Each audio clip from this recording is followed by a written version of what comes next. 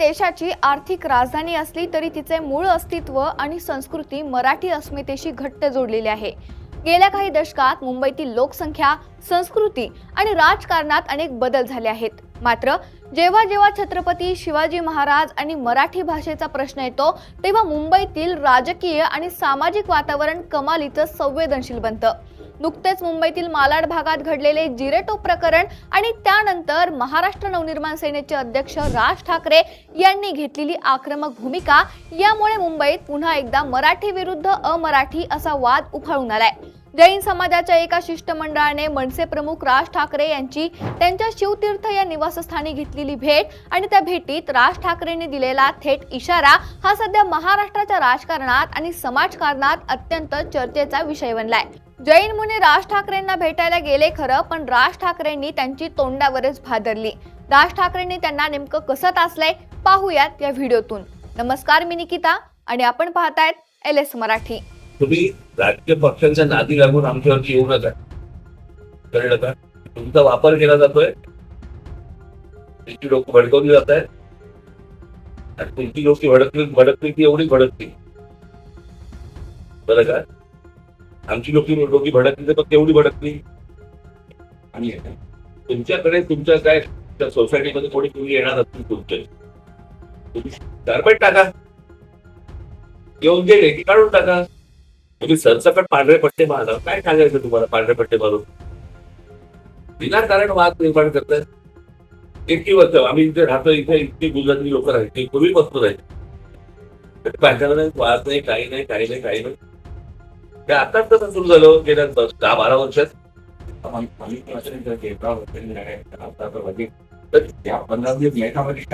प्रश्न असायला की या सगळ्या समाजाला काय वाटते, तू गुजराती बसते म्हणजे आम्ही काय वाटत ते करू, असं थोडी होतं। या संपूर्ण वादाची सुरुवात मुंबईतील मालाड पूर्व भागात असलेल्या शिवाजी चौकातून झाली। या चौकात छत्रपती शिवाजी महाराजांच्या स्मृतींना उजाळा देणारी आणि शिवप्रेमींचे श्रद्धास्थान असलेली एक भव्य प्रतिमात्मक जिरेटोप म्हणजे शिवरायांची पगडीची प्रतिकृती उभारण्यात आली आहे। छत्रपती शिवाजी महाराज हे महाराष्ट्राचे आराध्य दैवत आणि अवघ्या मराठी माणसाच्या स्वाभिमानाचे प्रतीक, त्यामुळे त्यांच्याशी संबंधित कोणत्याही प्रतीकाकडे अत्यंत आदराने पाहिलं जातं। काही दिवसांपूर्वी जैन समाजाच्या एका धार्मिक कार्यक्रमादरम्यान एका व्यक्तीने या जिराटोपाच्या प्रतिकृतीवर चढून तिथे जैन समाजाचा पांढरा धर्मध्वज लावला। या घटनेचा व्हिडिओ आणि छायाचित्रे सोशल मीडियावर वेगाने पसरली आणि काही वेळातच संपूर्ण मालाड परिसरात तसेच मुंबईतील शिवप्रेमींमध्ये तीव्र संतापाची लाट उसळली। ही घटना समोर येताच महाराष्ट्र नवनिर्माण सेनेच्या स्थानिक कार्यकर्त्यांनी आणि पदाधिकाऱ्यांनी अत्यंत आक्रमक भूमिका घेतली। मनसेचे मलाडमधील स्थानिक नेते महेश फरकासे यांच्या नेतृत्वाखाली कार्यकर्त्यांनी घटनास्थळी धाव घेतली आणि छत्रपती शिवाजी महाराजांच्या प्रतीकाचा हा घोर अवमान असल्याचा आरोप करत जोरदार आंदोलन सुरू केलं।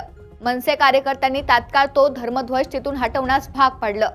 शिवरायांच्या प्रतीकाचे पावित्र्य पुन्हा जपण्यासाठी मनसे सैनिक आणि स्थानिक शिवभक्तांनी एकत्रित येऊन त्या जिरेटोपाच्या प्रतिकृतीवर दुग्धाभिषेक केला। तसेच ज्या व्यक्तीने हे कृत्य केलं होतं तिच्या विरोधात दिंडोशी पोलीस ठाण्यात कायदेशीर गुन्हा दाखल करण्याची मागणी करण्यात आली। परिसरात कायदा आणि सुव्यवस्थेचा प्रश्न निर्माण होऊ नये म्हणून पोलिसांनी परिस्थिती गांभीर्याने घेतली। वाढता तणाव आणि शिवप्रेमींचा संताप पाहून संबंधित जैन व्यक्तीने पोलिसांच्या आणि मनसे कार्यकर्त्यांच्या उपस्थित हात जोडून जाहीर माफी मागितली। आपली ही चूक अनावधानाने झाली असून कोणाच्याही धार्मिक किंवा सामाजिक भावना दुखावल्याचा आपला कोणताही हेतू नव्हता अशी कबुली त्या व्यक्तीने दिली आहे। मात्र हे प्रकरण केवळ एका जाहीर माफीवर संपणार नव्हतं।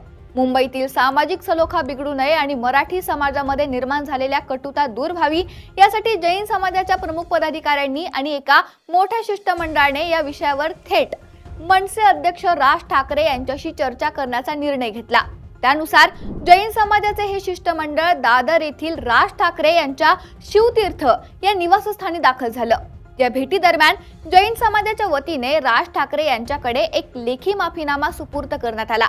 या माफीनाम्यामध्ये त्यांनी स्पष्ट केले की छत्रपती शिवाजी महाराज हे संपूर्ण महाराष्ट्राचे आणि देशाचे दैवत आहेत। त्यांचा अवमान करण्याचा स्वप्नातही कोणी विचार करू शकत नाही। मालाडमधील घटना ही एका व्यक्तीच्या अज्ञानातून किंवा घाई गडबडीत झालेल्या चुकीमुळे घडली असून संपूर्ण जैन समाज या घटनेबद्दल दिलगिरी व्यक्त करतोय।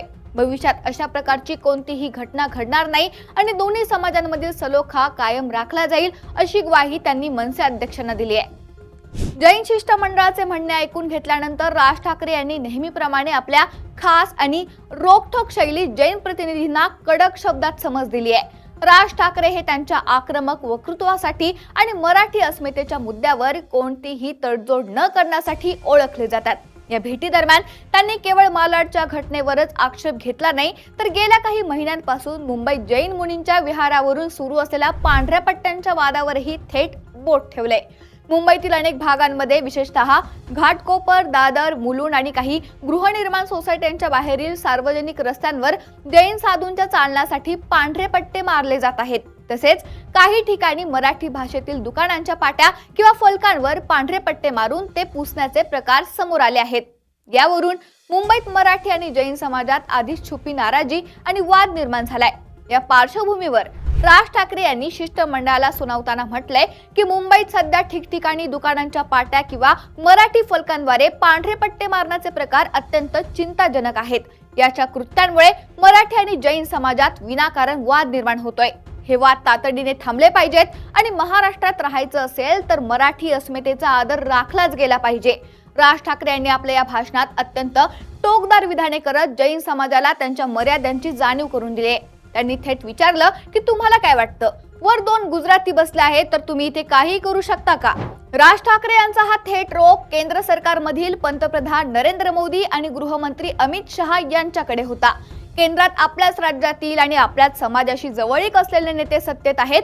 या आत्मविश्वासातून किंवा बळाचा वापर करून मुंबईतील स्थानिक संस्कृतीला आणि मराठी माणसाला दुय्यम लेखण्याचा प्रयत्न करू नका, असा अत्यंत कडक राजकीय इशारा राज ठाकरे यांनी या विधानातून दिलाय.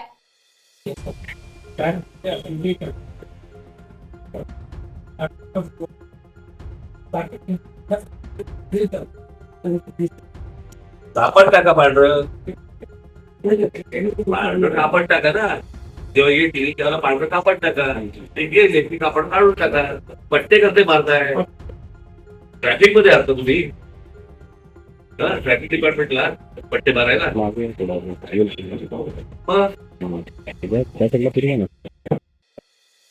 त्यापैकी तुमच्या सोसायटी पांढरं कापड टाका, परत कुठल्याही सोसायटी कुठल्याही धर्माने त्या गोष्टी करताना बघायचं. त्या गोष्टीचा बोल त्यांना समजून घ्या. पॅरेटिंग व्हायला जाऊ नये. पॅरेटिंग व्हायला जाऊ नका. त्यांचं व्यापार करा, त्यांचं बघा. धर्म आहे, धर्माच्या ठिकाणी तुम्ही धर्माचं काम करता. कोण नाही म्हणते तुम्हाला. आजपर्यंत तुम्हाला कोणी अडवलंय भेटत सांगत बरोबर आहे. घरी येऊन गेले,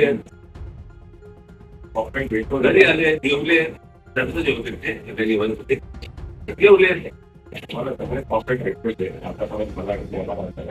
तुम्हाला एवढ्यापेक्षा सांगते, तुमच्या समाजातल्या लोकांना किती समजून सांगा.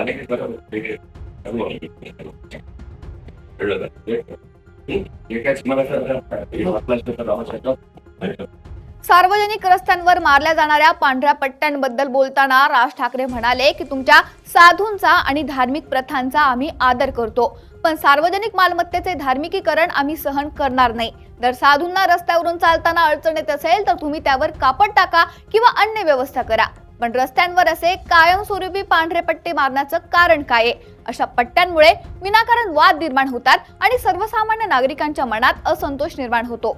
राज ठाकरे यांनी ऐतिहासिक संदर्भ देत आणि गेल्या काही वर्षातील बदलांवर बोट ठेवत विचारलं की गेल्या 10-12 वर्षातच असे वाद अचानक कसे काय सुरू झाले? त्यापूर्वी अनेक दशकांपासून जैन समाज महाराष्ट्रात आणि मुंबईत अत्यंत शांततेने राहत आलाय. मग गेल्या काही वर्षातच स्वतःचे धार्मिक अस्तित्व सार्वजनिक ठिकाणी दाखवण्यासाठी आणि स्थानिक संस्कृतीशी स्पर्धा करण्याची स्पर्धा सुरू झाली आहे का, असा सवाल त्यांनी उपस्थित केलाय. शेवटी राज ठाकरे यांनी जैन समाजाला एक मोलाचा आणि कडक सल्ला दिलाय. ते म्हणाले की तुम्ही लोक प्रामुख्याने व्यापारी आहात. मुंबईने आणि महाराष्ट्राने तुम्हाला व्यापार करण्याची, प्रगती करण्याची पूर्णपणे संधी दिली आहे. त्यामुळे तुम्ही इथं शांततेने व्यापार करा आणि आनंदाने जगा. स्थानिक संस्कृती, भाषा आणि इथली दैवते यांच्याशी संघर्ष करून स्वतःचं नुकसान करून घेऊ नका. महाराष्ट्राची संस्कृती ही सर्वसमावेशक आहे, पण जर कोणी या संस्कृतीवर गदा आणण्याचा प्रयत्न केला तर मनसे आपल्या स्टाईलने उत्तर देईल, हे त्यांनी स्पष्ट केलंय. राज ठाकरे यांच्या या कडक भूमिकेनंतर जैन समाजाच्या प्रतिनिधींनी मवाळ भूमिका घेतली आणि घडलेल्या प्रकाराबद्दल पुन्हा एकदा मनापासून दिलगिरी व्यक्त केली आहे. कोणत्याही समाजाच्या किंवा छत्रपती शिवाजी महाराजांच्या अस्मितेला ठेच पोहोचवण्याचा आमचा काडी मात्र हेतू नव्हता, असे सांगत त्यांनी भविष्यात सामाजिक सलोखा राखण्याची पूर्ण ग्वाही दिली आहे. या भेटीनंतर मालाडमधील तो वाद आता शांततेने मिटल्याचं चित्र असलं तरी या निमित्ताने मुंबईतील अंतर्गत सामाजिक आणि राजकीय धुसफूस पुन्हा एकदा चव्हाट्यावर आली आहे. Bureau report, LS Marathi.